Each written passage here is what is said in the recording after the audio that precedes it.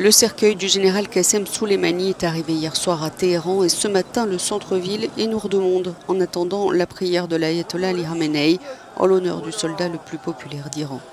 Tué par une frappe de drone américain vendredi, Qassem Soleimani était considéré comme le stratège militaire de l'Iran au Moyen-Orient. Et en cela, nombre d'Occidentaux le tiennent pour responsable d'attaques et attentats contre les Américains.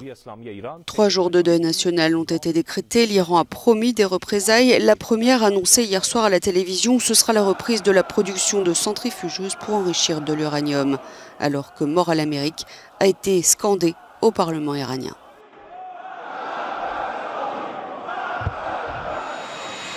De l'autre côté de l'Atlantique, le président Donald Trump, qui aurait personnellement ordonné l'assassinat de Soleimani pour éviter une attaque imminente contre des militaires et diplomates américains, est revenu à Washington après quelques jours passés en Floride pour la pause de Noël.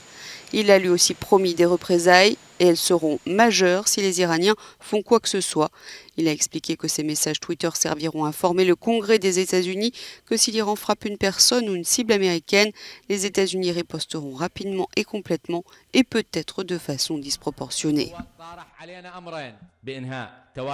En Irak, où la frappe contre Soleimani a été dénoncée comme une violation de la souveraineté irakienne, le Parlement, en l'absence de députés kurdes et sunnites, a voté en faveur du retrait des troupes étrangères du pays, en retirant sa demande d'aide au Conseil de sécurité de l'ONU pour combattre Daesh.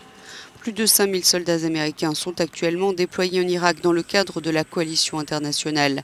Cette dernière a d'ailleurs suspendu sa lutte contre le groupe État islamique pour assurer sa propre protection, alors que de nouvelles troupes américaines sont arrivées au Koweït, attendant de savoir où intervenir.